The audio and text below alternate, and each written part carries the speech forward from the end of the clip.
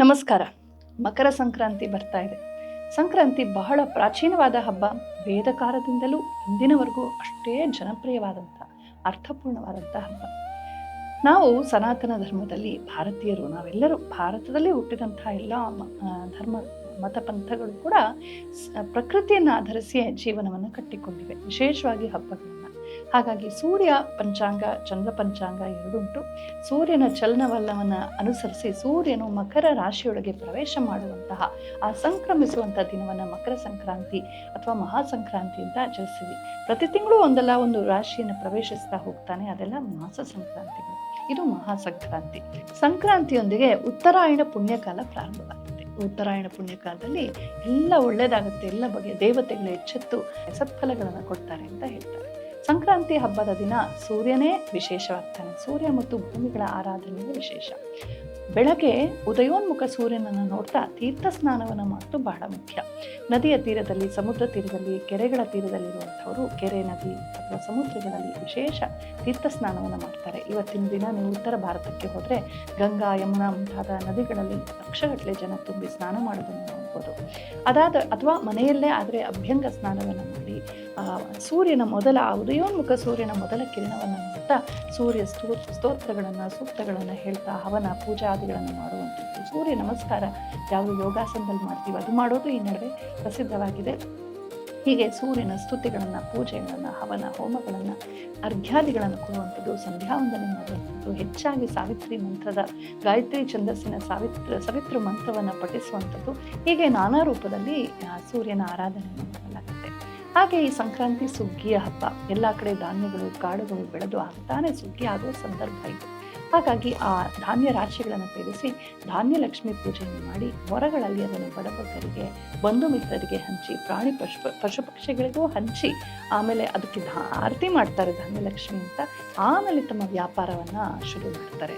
ಸಿಕ್ಕಿದ್ದೆಲ್ಲ ಬಾಚ್ಕೊಳ್ಳೋದಲ್ಲ, ಮೊದಲು ಎಲ್ಲರಿಗೂ ಹಂಚಿಕೊಂಡು, ಎಲ್ಲರೊಂದಿಗೆ ಹಂಚಿಕೊಂಡು ಆಮೇಲೆ ಬಳಸುವಂಥ ಸುಂದರ ಭಾವ ಇರುತ್ತೆ.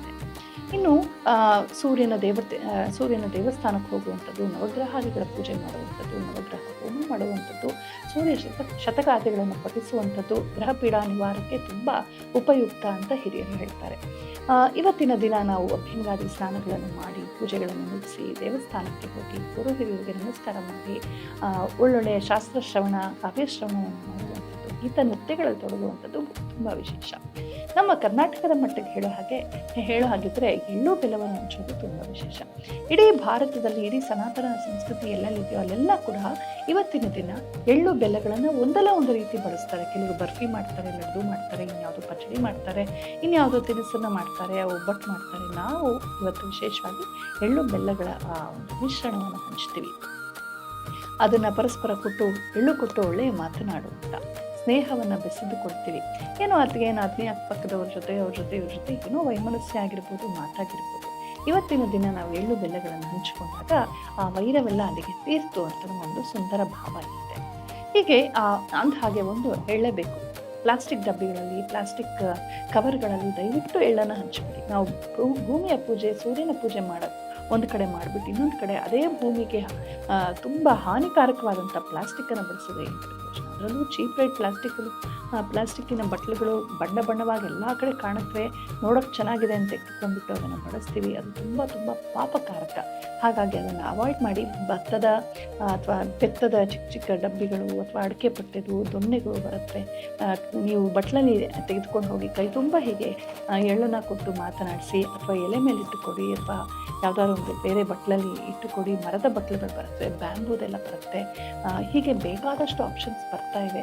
ದಯವಿಟ್ಟು ಪ್ಲಾಸ್ಟಿಕ್ಕನ್ನು ಅವಾಯ್ಡ್ ಮಾಡಿ. ನೀವು ಮಾಡಿದ ಪುಣ್ಯ ಫಲವೆಲ್ಲ ಆ ಒಂದು ಅನರ್ಥದೊಂದಿಗೆ ಹೊರಟೋಗುತ್ತೆ. ಆಮೇಲೆ ನಮ್ಮ ಸಂಕ್ರಾಂತಿಯ ದಿನ ನಾವು ವಿಶೇಷವಾಗಿ ಹುಗ್ಗಿಯನ್ನು ಮಾಡ್ತೀವಿ. ಬೆಳಗ್ಗೆ ಉದಯೋನ್ಮುಖ ಸೂರ್ಯನಿಗೆ ಪೂಜಾದಿಗಳನ್ನು ಮಾಡೋ ಸಂದರ್ಭದಲ್ಲೇ ಅಂಗಳದಲ್ಲಿ ಎಲ್ಲರೂ ಸೇರ್ಕೊಂಡ್ಬಿಟ್ಟು ಸಿಹಿ ಹುಗ್ಗಿ ಮತ್ತು ಖಾರ ಹುಗ್ಗಿಗಳನ್ನು ಮಾಡ್ತೀವಿ. ಪೊಂಗಲ್ ಅಂತ ಹೇಳಿ ತಮಿಳ ಹೆಸರು ಜಾಸ್ತಿ ಅಭ್ಯಾಸ ಆಗೋಗಿದೆ. ನಮ್ಮ ಕನ್ನಡದ ಹೆಸರು ಹುಗ್ಗಿ ಅಂತ. ಸಿಹಿ ಹುಗ್ಗಿ ಮತ್ತು ಖಾರದ ಹುಗ್ಗಿ ಅಥವಾ ಉಪ್ಪಿನ ಹುಗ್ಗಿ ಅಂತ, ಅಥವಾ ಬೆಣ್ಣೆ ಹುಗ್ಗಿ ಅಂತ ಹೇಳ್ತಾರೆ. ಈ ಹುಗ್ಗಿಯನ್ನು ನಾವು ಅಲ್ಲಿ ಮಾಡುವಾಗ ಅದು ಹಾಗೆ ಇದ್ದಿಲೊಲೆ ಅಥವಾ ಕಟ್ಟಿಗೆ ಒಲೆಯಲ್ಲಿ ಮಾಡಿ ಎಲ್ಲರೂ ಸೇರಿಕೊಂಡು ಆಡ್ತಾ ಸಂತೋಷ ಪಡ್ತಾ ಸೂರ್ಯನನ್ನು ಆರಾಧಿಸ್ತಾ ಅದು ಹಾಗೆ ಉಕ್ಕಿ ಆಚೆ ಬರುವಾಗ ಎಲ್ಲರೂ ಚಪ್ಪಾಳೆ ತಟ್ಟಿ ಕುಣಿದು ಸಂತೋಷ ಪಡ್ತೀವಿ. ಆ ಹುಗ್ಗಿಯನ್ನು ತಯಾರಿಸಿದ ಮೇಲೆ ಪರಸ್ಪರ ಹಂಚಿಕೊಂಡು ತಿಂತೀವಿ. ಎಳ್ಳು ಬೆಲ್ಲಗಳನ್ನು ಪರಸ್ಪರ ಹಂಚಿಕೊಂಡು ತಿಂತೀವಿ.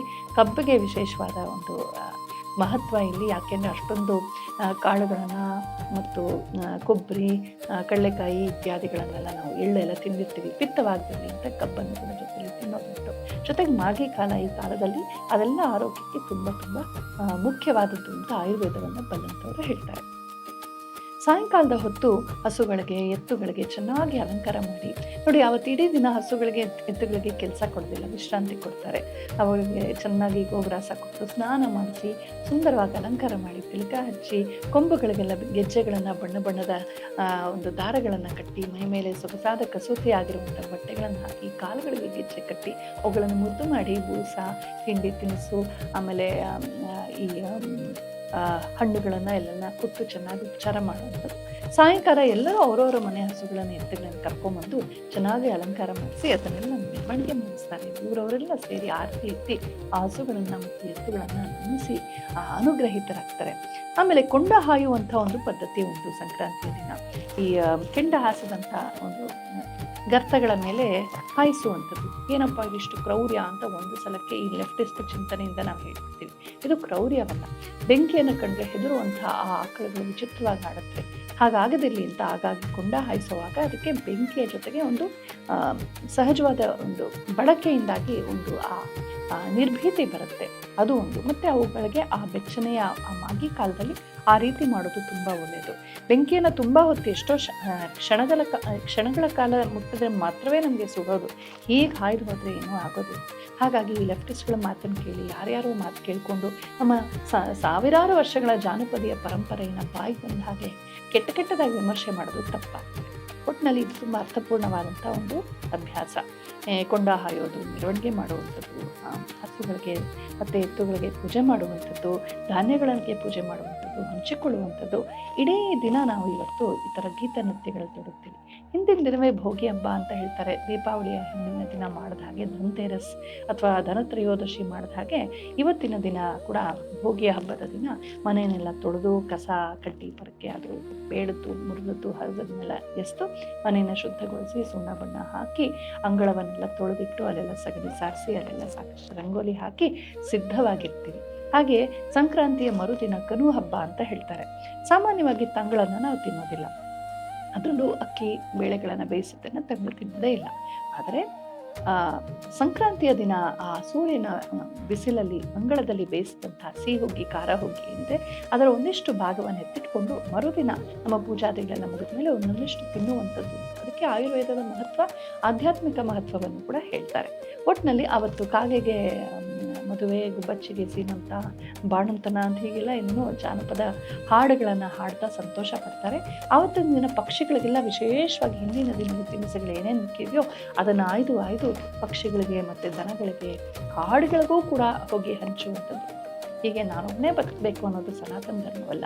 ಮನುಕುಲವೂ ಬದುಕಬೇಕು. ನಮ್ಮೊಂದಿಗೆ ಪಶು ಪಕ್ಷಿ ಪ್ರಾಣಿಗಳು, ಕೀಟಗಳು, ವನಸ್ಪತಿಗಳು ಎಲ್ಲರೂ ಸೇರಿದ್ದಾರೆ. ಸೂರ್ಯ ಚಂದ್ರರೂ ಸೇರಿದ್ದಾರೆ. ನಾವೆಲ್ಲರೂ ಕೂಡ ಒಂದೇ ಅದ್ಭುತವಾದ ಚೈತನ್ಯದ ಅಭಿವ್ಯಕ್ತಿಗಳು ಅಂತಿರುವ ಸುಂದರ ಭಾವದೊಂದಿಗೆ ನಮ್ಮನ್ನು ಬೆಸೆಯುವಂಥದ್ದೇ ಈ ಹಬ್ಬಗಳ ಉದ್ದೇಶ. ನಾನು ಮಾತ್ರ ಬದುಕಬೇಕು, ನಾನೇ ಕರೆಕ್ಟು, ಎಲ್ಲರೂ ಸಾಯಬೇಕು ಅನ್ನೋ ಪೈಶಾಚಿಕತೆ ನಮ್ಮಲ್ಲಿಲ್ಲ. ಹಾಗಾಗಿ ಎಲ್ಲರೂ ಚೆನ್ನಾಗಿ ಕೂಡಿ ಬದುಕುವಂಥ ಅದ್ಭುತ ಸಂದೇಶವನ್ನು ಸಂಕ್ರಾಂತಿ ಹಬ್ಬ ಕೊಡ್ತಾ ಇದೆ. ನಾವೆಲ್ಲರೂ ಕೂಡ ಇದನ್ನು ಅರಿತು ಸಂತೋಷವಾಗಿ ಆಚರಿಸೋಣ. ಅಂದಹಾಗೆ ಪ್ಲಾಸ್ಟಿಕ್ ಇಲ್ಲದ ಸಂಕ್ರಾಂತಿಯನ್ನು ಆಚರಿಸೋಣ.